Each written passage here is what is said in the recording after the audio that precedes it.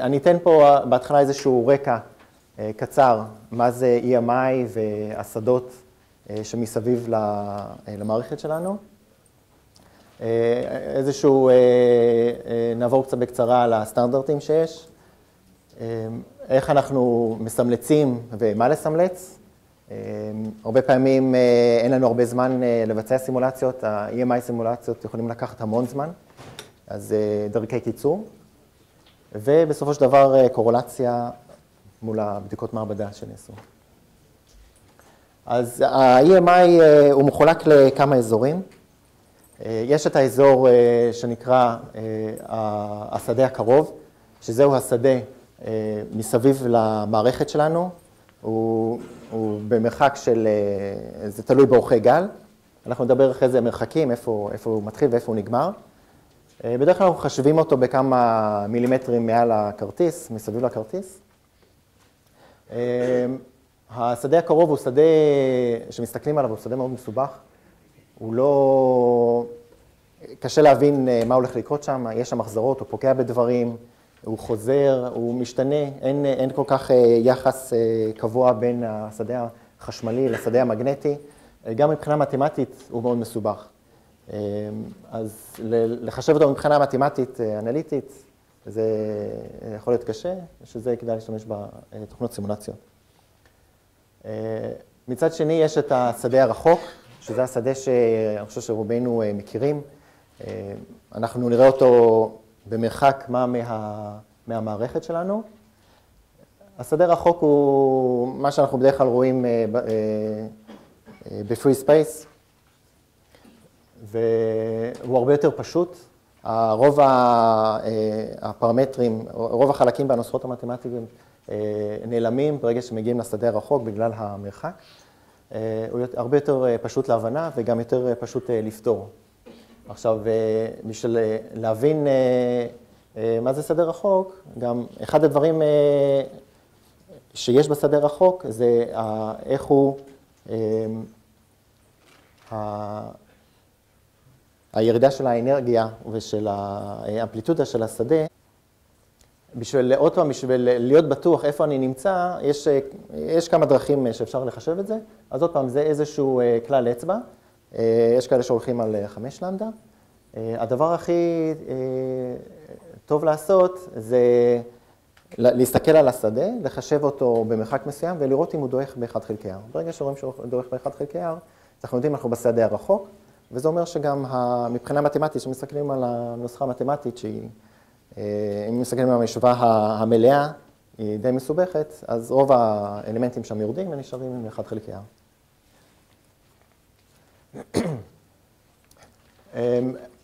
יש לנו פה כמה סטנדרטים שמקובלים בשוק. יש את ה-FCC Class B Product, אז חלק מהם בארצות הברית, חלק באירופה. יש להם מספרים שונים ותחומי תדר שונים, אז צריכים להבין מה הולכים לעבור. חלק מהם ב3 מטר, חלק ב10 מטר, רובם ב10 מטר, וכל אחד מהם צריכים לעבוד בספק, לפעמים צריך לעמוד בספק של כולם. עכשיו, פה זה דוגמה לחלק העליון. יש לנו את ה-CISPR 22 Class B שנמדד ב10 מטר, ונותנים לכם, אומרים לכם, בין 30 מגה ל-230 מגה, הוא צריך לעבור, אסור לו לעבור שדה של 30 dB למיקרוולט למטר, ואז מ-230 עד 1 ג'יגה אפשר שהקרינה תהיה גבוהה יותר. לעומת זאת יש את ה-FCC ב3 מטר, שהמספרים הם יותר גבוהים, היות וזה 3 מטר, אז המספרים בדרך כלל יעלו למעלה. אני אראה אחרי זה גם איך עושים המרה בין 3 ל-10 מטר. וב-FCC הם שוברים את זה ליותר תדרים. עוד פעם, פשוט סטנדרטים שונים, אזורים שונים בעולם. עכשיו, לפעמים אנחנו צריכים לעבור סטנדרט של 10 מטרים, והמעבדה שיש לנו היא רק 3 מטרים. אין לנו... אנחנו מוכנים להוציא ככה וככה כסף בשביל בדיקות מעבדה. בדיקות מעבדה של 10 מטרים זה די יקר. גם לא בכל מקום יש ולא תמיד זה זמין. חוץ ממעבדות סגורות, דרך אגב, יש גם מעבדות פתוחות, שזה הבדיקה האמיתית. שזה מקום פתוח, בלי שום רעשים, שזה הכי יקר. מאוד קשה למצוא אותם. גם זה צריך להיות באזור מאוד שקט. במקרה הזה, אם יש לנו, אנחנו צריכים לעמוד בסטנדרט של 10 מטרים, ואנחנו יכולים להשתמש במעבדה של 3, אז בגלל שאנחנו עובדים פה בגלל שאנחנו עובדים בסקאלה לוגריתם, זה מאוד פשוט. אנחנו פשוט מוסיפים את היחס של 10 חלקי 3 מטר, 20 לוג בבסיס 10. אנחנו מקבלים 10.46 dB למיקרוולט למטר, ואנחנו מוסיפים את זה למה שיש בסטנדרט, 30, 37, ומקבלים את המספרים. עכשיו, המספרים האלה, הם נכונים לעשות את זה תמיד בשדה הרחוק. מה שיקרה זה שאתם תגיעו למעבדה ותעשו את זה במעבדה, הם יעשו לכם את זה כמובן לכל הספקטרום, אז גם בשדה הקרוב, וכמובן שיש שם איזשהו שגיאה, צריכים לקחת את זה בחשבון. אז זה האזור שאמרתי שגם במעבדה לפעמים צריכים להבין איפה אנחנו נמצאים בשדה הקרוב והרחוק. בדיוק כשאתם הולכים למעבדה ומבצעים בדיקה ב3 מטרים, ועושים לכם אינטרפולציה ל10 מטרים, צריכים להבין את ההשלכות של זה. לפעמים השגיאה הזאת, לפעמים יהיה טעות די גדולה, אם אתה נמצא בנירפילד. ובטוח, הרבה מהתדרים יהיו בנירפילד.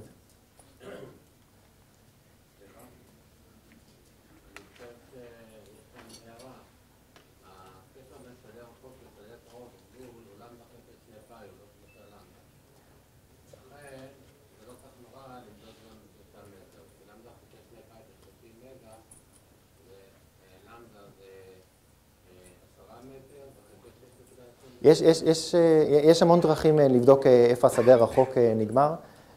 רוב כן, אבל אנחנו לא בדייפול פה. אנחנו פה במערכת עם הרבה מוליכים, קבלים, נגדים, זו מערכת יותר מסובכת. בבדיקות שעשיתי, הרבה פעמים עשיתי את ההנחה הזאת שאני מחשב את השדה באזור קרוב, ומניח, אוקיי, אני עכשיו בשדה הרחוק, והרבה פעמים הערכים היו בסדר גמור. אבל עוד פעם, בשביל לוודא, צריך לעשות את העבודה לפחות כמה פעמים, לחשב את השדה האמיתי, ולא לעשות את האינטרפולציה הזאת, לפחות לא בפעם הראשונה. אבל זה נכון, רוב המדידות שתעשו, אתם תקבלו שם ערכים די מדויקים בהנחה שאתם בשדה הרחוק. פה זו תמונה של, ככה נראה המעבדה במעבדת EMI. נותנים לכם שולחן עץ, שזה השולחן הזה. השולחן הזה מסתובב ב-360 מעלות, ובמרחק הרצוי, זה או 3 או 10 מטרים, יש את האנטנה שנמצאת בגובה של מטר, אז זה בגובה של 20 סנטימטר מעל השולחן. יש עוד פעם, יש המון מדידות נוספות, יש מקומות שאת האנטנה הזאת מרימים למטר, 2, 3, 4 מטרים, תלוי במעבדה, זה צריך להיות מעבדה גבוהה. אז עוד פעם, אם יש לכם את הכסף להשקיע בזה. האנטנה הזאת, אנחנו משתמשים איתה פעם אחת בצורה ורטיקלית, פעם הורזנטלית, ואז אנחנו יכולים לעשות את החישובים של הטוטל.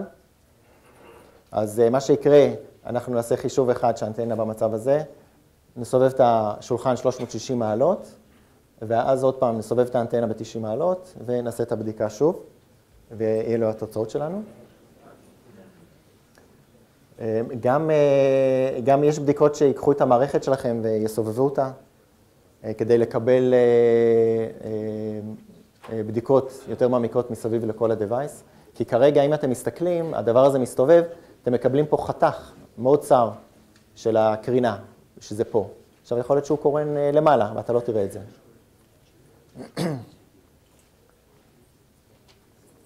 עכשיו, מה יש לנו בסימולציה? אחת השאלות זה מה לסמלץ. אחרי זה, אנחנו נעבור לדברים האלה יותר בדיטיילס, בשקפים הבאים. אז אנחנו נעבור על מה לסמלץ, איך לסמלץ, ואת הדרך של הסימולציה עצמה. הרעיון בסימולציה עצמו הזה, אנחנו בונים איזשהו behavioral model מה-PCB וה-package שיש לכם. מה שאני מראה פה זה בדרך כלל מערכות גדולות ומסובכות. אם יש לכם מערכת שהיא פשוטה, אז עוד פעם, כל הסימולציה שם אפשר לעשות את זה גם בכלי אחד. היא יותר פשוטה. אנחנו, לכל מערכת שאנחנו בונים EMI, אנחנו צריכים גם לייצר וקטורים, שהם הוקטורים שבסופו של דבר יתנדנדו בסימולציה. אז הוקטורים האלה בדרך כלל זה לא, יש מקומות שזה תדר קבוע, יש מקומות שזה לדוגמה דאטות וקונטרולים שהם מתנדנדים בדאטה רנדומלי, אז מומלץ להשתמש בדאטה אמיתי. מומלץ לבדוק את הנקודות רזוננס של המערכת שלנו, לראות מבחינת רזוננס מבחינת המערכת מהו עקרון הכי חזק, בלי תלות בווקטורים. ולסמלץ את זה עם הוקטורים, כמו שאמרתי, ובסופו של דבר אפשר גם לשפר את ה-EMI של המערכת.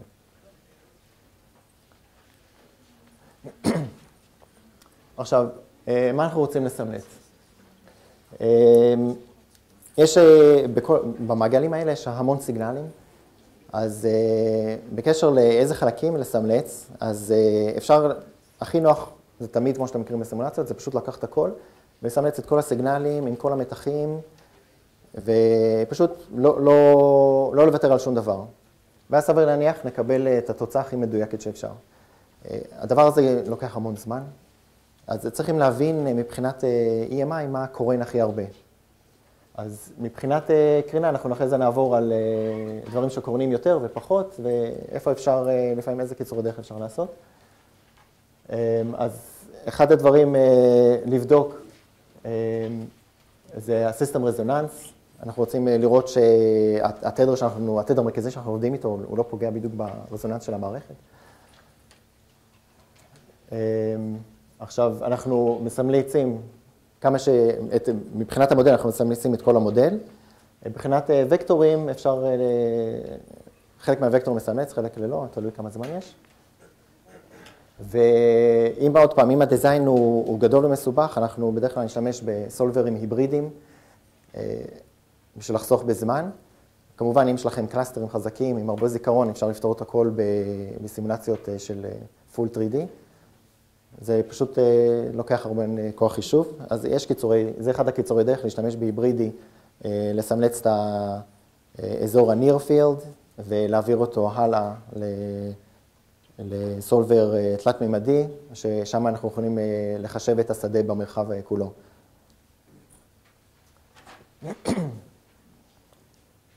טוב, אז זה חלק מהדברים עברתי. אנחנו צריכים, באקסטרקשן שאנחנו עושים, זה חשוב שהכלי סימולציה הוא יהיה full wave EM simulator, ולא בנוי מקבלים וסלילים.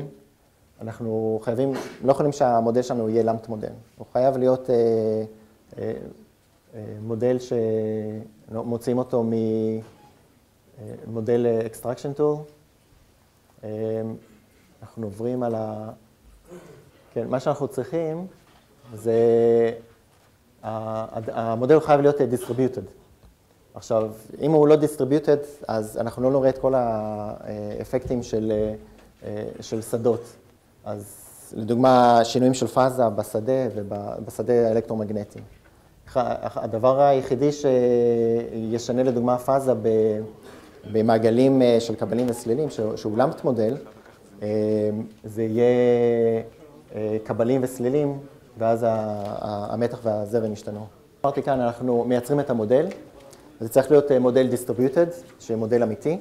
בתוך המודל ה-distributed שאנחנו מייצרים על ה-PCB, נכון שיש לנו למפט מודל שהם קבלים וסלילים, אבל זה עוזר לבנות את המודל. כמובן שאנחנו לא יכולים לסמלץ את הכל, זה יהיה אובר וקשה מדי. עכשיו, הוקטורים זה גם דבר מאוד חשוב, כי אנחנו רוצים לסמלץ את הדבר האמיתי. אנחנו רוצים שהוקטורים שמנדנדים את הזרמים במעגל, אם יהיו אותם וקטורים שיהיו במעבדה, גם בשביל קורולציה וגם כדי שלא נשנה את המערכת לדבר לא נכון. אנחנו צריכים לפתור את התדרים שיש לנו במערכת שלנו. אז אנחנו צריכים לעשות אקסטרקשן לפקאג' ולבורד. הדרייברים צריכים להיות, מומלץ שזה יהיה ספייס מודל, או IBIS שהוא PowerWare, מאוד חשוב להתייחס גם למתחים. מתחים יש להם השפעה מאוד גדולה על השדה שקורן מהמערכת. הסימולציה, אנחנו צריכים להריץ אותה מספיק זמן כדי לתפוס את כל התדרים, את כל הספקטרום. זה צריך להיות ספקטרום רחב. האידיאלי זה יהיה אינסופי. ומומלץ גם לכלול בתוך הסימולציה כל מיני רכיבים כמו PLL של השעונים, כי זה מוסיף ג'יטר. הג'יטר הזה, אם היה לנו מערכת בלי ג'יטר, המצב שלנו היה יותר גרוע. EMI היה יותר חזק.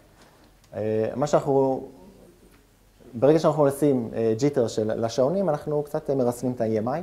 דרך אגב, זה פתרון שחברות שמשתמשים בזה, מכניסים מודלים לתוך הצ'יפ בשביל ליצור איזשהו ג'יטר בכוונה על הקלוק, כדי לפזר את הספקטרום של התדרים וככה אנחנו מורידים את האמפליטודה לתדר ספציפי. כמובן שלא בכל אינטרפייס אפשר לעשות את זה, אבל אם השעון הוא מספיק נמוך אפשר לעשות. מה? נכון, נכון, כן, נכון. עכשיו, ברגע שאנחנו סיימנו את הסימולציות, אנחנו צריכים לסמלץ את כל הדברים האלה במישור הזמן, והכלים האלה עובדים במישור תדר. אנחנו צריכים להעביר את כל התוצאות שקיבלנו במישור הזמן למישור התדר. הדבר הזה גם כן הוא לא טריוויאלי, אי אפשר פשוט לעשות המרת FFT רגילה, צריכים לדעת מה עושים שם, צריכים לדאוג שאנחנו משתמשים בחלון מתאים, וכשאנחנו משתמשים בחלון מתאים, אז גם לעשות תיקון לאמפליטודה, כי החלון קצת מעוות את הסיגנל ואת האמפליטודה. אבל אני אדבר על זה קצת יותר מאוחר. סיסטם רזוננס. הסיסטם רזוננס עוזר לנו גם כן להבין מה נקודת רזוננס של המערכת. אנחנו רוצים, מבחינת תדר עבודה, אנחנו רוצים להתרחק מהנקודה הזאת. יש כל מיני דרכים שאפשר להוציא את הסיסטם רזוננס, שזה על ידי סימולציות של רזוננס. אפשר להוציא דברים דומים על ידי S פרמטר ולהסתכל על השדה הקרוב.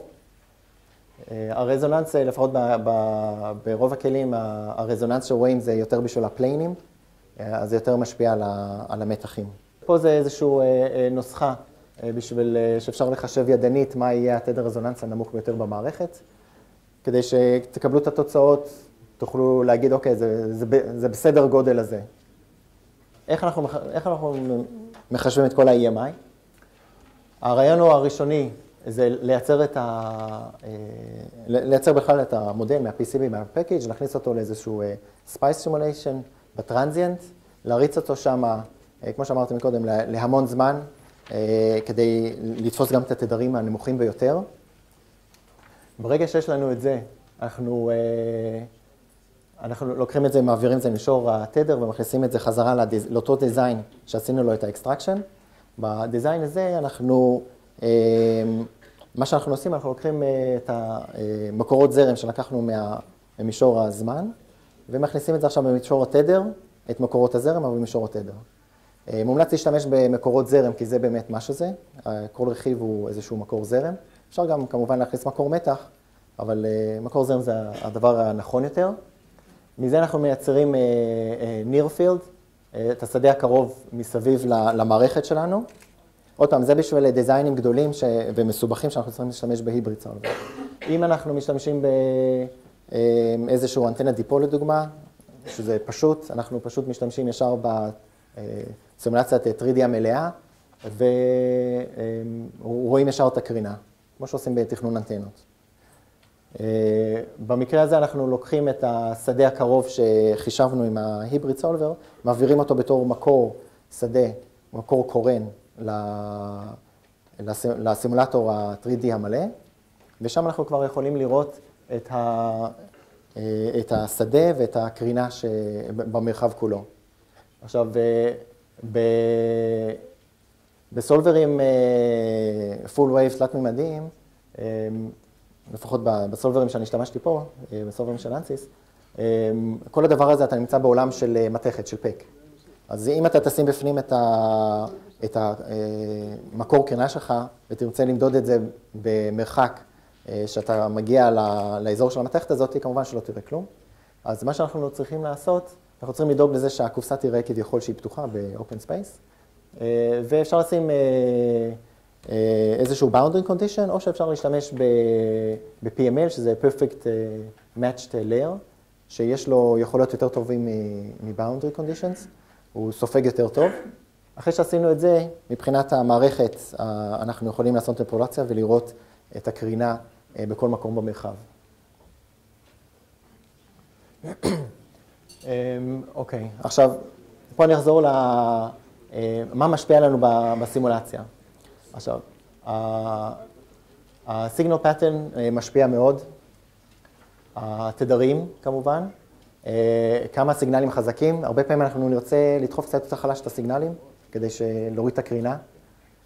הרבה פעמים עושים, לדוגמה, יש IOM שאנחנו עושים אותה ב4 רמות או 2 רמות של drive strength, שאין שם יותר מדי משחק, ואז אם דוחפים חלש מדי, זה לא עובד, מבחינת signal integrity הוא נופל, והקריצה הבאה היא גבוהה מדי, ואנחנו קורנים חזק מדי.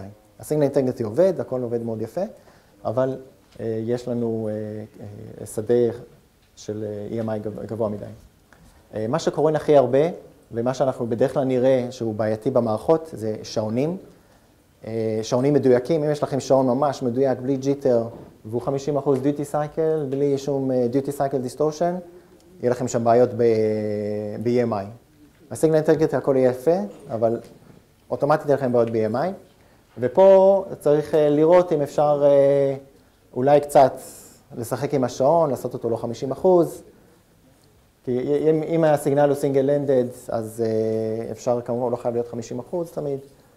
יש כל מיני משחקים שאפשר לעשות פה. וג'יטר. ג'יטר הוא בא לטובתנו פה ב-EMI, שבסיגנל אינטגריטי הוא לא בא לטובתנו. אז ג'יטר יכול להיות לפעמים טוב. זה כנראה מה שמציל את רוב האנשים פה בבדיקות EMI במעבדות, זה שיש להם ג'יטר בשעונים. זו דוגמה שמראה על אותו גרף את השעון במערכת, דאטה והאדרסים של איזשהו DRAM אינטרפייס. אז כמו שאתם רואים, הקלוק, יש לו את התדר המרכזי שלו ואת ההרמוניות, והוא נמצא בכמה סדרי גודל יותר גבוהים מהקונטרול והדאטה, שהספקטרום שלהם מרוח פשוט על כל מרוח הרבה יותר במישור התדר. והקלוק, הוא מרכז את כל האנרגיה שלו במקום אחד. אז כמובן, אם היה לי פה איזשהו ג'יטר, אז הוא היה יותר נמוך, והיה לי פה סייד לובס, זה הרכיבים הספקטרליים מסביב לשעון המרכזי. עכשיו, ב-FFT, אני אחזור למה שדיברתי קודם, ברגע שאנחנו עוברים מהמישור הזמן למישור התדר, אנחנו חייבים לבצע FFT, וצריך לדעת איך לבצע את זה. הרבה מהכלים מבצעים לכם את זה אוטומטית ועושים לכם את החיים קלים, וגם מסדרים את האמפליטודה. אני ספציפית עשיתי את זה כמה פעמים ידנית, שעושים FFT, אז בדרך כלל אנחנו מצפים לסיגנל מחזורי. במקרה שלנו, אנחנו לא נקבל מסיגנל מחזורי. ואם נעשה את ה-FFT בלי זה, יהיה לנו פה frequency spectrum leakage.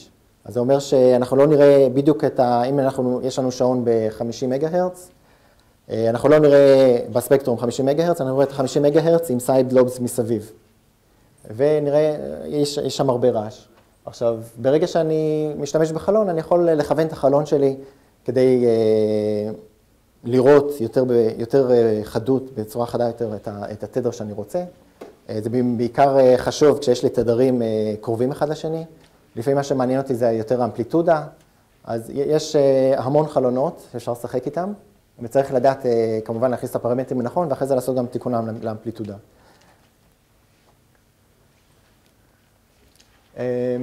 אוקיי, פה עכשיו, זה אחד הטסט קייסים שביצעתי, זה על SD3. הוא רץ בתדר די נמוך, בסך הכל 148 מגה-הרץ, והיה לו בעיית EMI, הוא לא עבר. לעומת זאת, היה אינטרפייסים אחרים שרצו ב-600-800 מגה-הרץ, ושום בעיה לא הייתה איתם. אני אסביר לך למה. עכשיו, הסיגנלים של ה-SD3 הם כולם סינגל-אנדד, הם בדרך כלל כשעושים להם ראוטין, אז פשוט משאירים את זה לסוף, עושים את הראוטין איך שרוצים, אפילו לא בודקים את זה הרבה פעמים. במקרה הזה לא בדקו, כי אחרי שעברתי על זה מצאתי דברים שאפשר לסדר. וזה אחת הסיבות שפשוט לא עובר EMI, כמובן מבחינת סיגנל אינטגריטי הכל שם עובד בסדר גמור. עכשיו, אחד הדברים שאפשר לעשות, לפחות ב-SD3, לא בכל הסטנדרט, לא בכל האינטרפייסים יש את הסטנדרטים האלה, אבל יש לו סטנדרט, ספק, שצריך לעמוד בו. אם לומדים בו, אז אולי, אם לומדים בו, אז יכול להיות שיהיו בעיות, במקרה הזה היה בעיה ב-EMI. אחרי זה אני אעבור על הסימולציה, אז יש סימולציה, אפשר להשתמש במודלים IBCים שלא תלויים במתח, ואפשר גם כמובן להשתמש בספייסי מודלים שהם הרבה יותר מסובכים, לוקח יותר זמן, והם תלויים במתח ונותנים תוצאות הרבה יותר אמינות. וחלק האחרון אני אראה מה קורה שעושים את הדיזיין בצורה נכונה, ואיך זה משפר. אז קודם כל הסטנדרט של ספציפית ל-SD3, הם מגדירים לך. הם אומרים לך, המקסימום אינדקטנס, המקסימום השראות שמותר על סיגנל הוא 16 ננו הנרי. ואחרי זה גם 40 פיקופרט קפסיטנס, נותנים לך את כל הדברים האלה.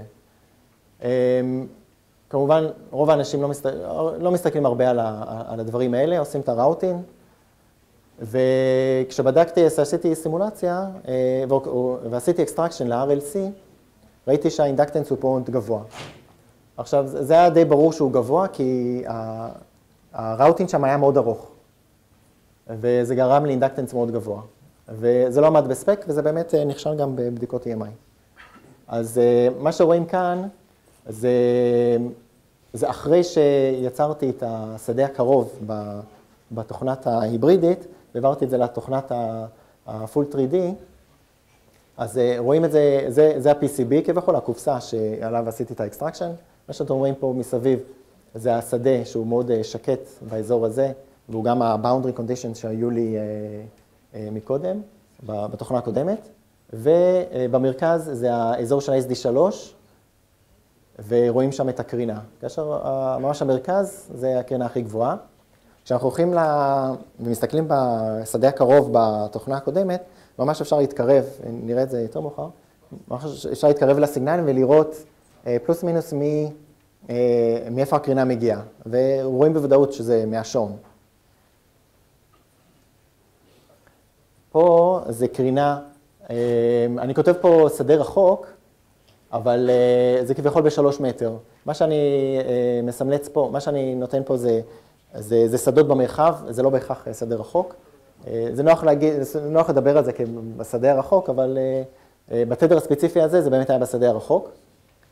ומה שרואים פה זה מאוד יפה, אם אנחנו מסתכלים על הקו הזה פה למטה, זה האזור התחתון של ה-PCB, איפה שאין סיגנלים ורכיבים, אז אין שום קרינה לכיוון הזה, ובאזור העליון יש לנו את רוב הקרינה, שזה אפשר רכיבים. אז רוב הקרינה יוצאת מה-PCB לצדדים ובכיוון למעלה. עכשיו, במעבדה אנחנו לא נראה, במעבדה אנחנו רואים רק את הסלייס הזה כאן. אלא אם כן אנחנו לוקחים את המערכת, מסובבים אותם כל מיני סיבובים ולוקחים את האנטנה ומרימים, אבל בסימולציה אחת אנחנו יכולים לראות את כל הספירה של השדה.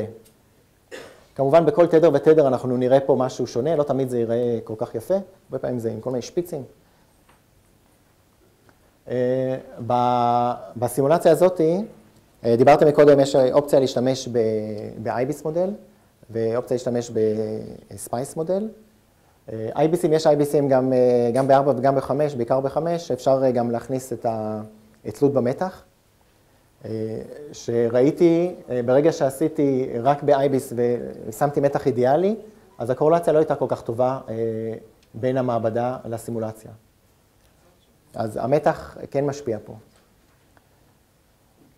ברגע שהחלפתי את המודל לספייס מודל והתייחסתי למתחים, אז ברוב התדרים היה קורלציה מאוד מאוד טובה, חוץ מתדר אחד, שעוד פעם, זה לא היה זמן לחקור את זה לעומק, מה היה התדר הזה, אבל זה יכול להיות גם מה-USB 2 שהיה מחובר למכשיר שהיה צריך לעבוד באותו רגע, אז זה דברים שצריך לבדוק. זה כמובן אחד ההרמוניות של ה-SD3, של התדר.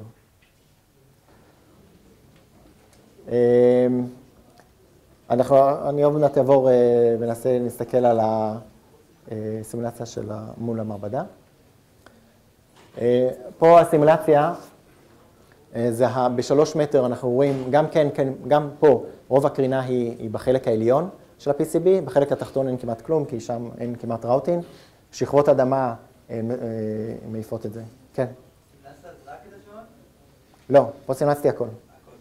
כן, כן. אז אחד הדברים שיכלנו לעשות פה זה לשים שכבת אדמה למעלה גם ולסגור את זה. זה היה פותר, היינו רואים פה הרבה פחות, קרינה הרבה יותר חלשה, אבל עוד פעם זה עוד שכבה ב-PCB וזה כסף. וגם יש המון רכיבים בחלק העליון, זה יותר מסובך. פה זה בדיקה שנעשתה, מה שדיברתי קודם, זה לשים וקטורים, לקחת את הדיזיין, ובמקום לשים וקטורים אמיתיים שמשתנים, שיש להם אמפליטודה שונה כתלות בתדר, אז שמים אמפליטודה שווה בכל תדר ותדר, ואז מה שאנחנו מקבלים באיזה תדרים המערכת שלנו קורנת הכי חזק. זה התמונה האמיתית, איפה המערכת שלנו קורנת הכי חזק, בלי תלות בסיגנלים. אז מה שאנחנו רואים פה, שזה ב-728 מגה, ואם הייתי עובד פה בשעון של 728 מגה, זה היה פחות טוב. מה שכן, עבדתי בשעון של 600, שזה הרבה יותר נמוך, אז עדיף לעבוד או ב-600 או ב-800, עדיף לא לעבוד כאן.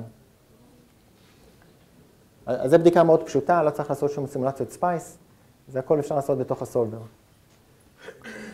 פה זה התוצאות של השדה הקרוב, אז בשדה הקרוב אפשר להיכנס פנימה ולהסתכל ספציפית איפה מקור הקרינה. בתדרים שונים יש לנו מקור קרינה שונה. פה ב-540 מגה הרץ המקור קרינה הוא יותר כאן באזור של הדאטה. פה ב-660 מגה הרץ הוא מסביב לשעון. יותר קשור לשעון, ה-660 מגה הרץ, במקרה הזה זה היה השעון. היו כמה סימולציות, חלק ב-600, חלק ב-660. אוקיי, ופה עוד פעם החישוב של ה-FFT. אני אתן פה דוגמה מה קורה שלא עושים את ה-FFT כמו שצריך, שלא לוקחים מספיק זמן, לא דוגמים בתדר הנכון. מה שקורה, אנחנו מסתכלים פה, זה בדיוק אותו סיגנל, פעם אחת נעשה בצורה נכונה, פעם אחת בצורה לא נכונה. הצבע הכחול זה הצורה לא נכונה, לא דגמנו את זה בתדר הנכון ולא לקחנו ספקטרום מספיק רחב, ואז מה שקיבלנו, בתדר שלו קיבלנו יותר אנרגיה. ואז אנחנו מקבלים EMI לא נכון. אז צריך להריץ את הסימולציות מספיק זמן ולדגום את זה בתדר הנכון. האדום פה הוא מגיע פה, זה כמעט, זה שליש יותר. וגם ההרמוניות הם לא בתדרים הנכונים, אם אנחנו לא עושים את זה נכון. אז ה-FFT זה דבר מאוד חשוב.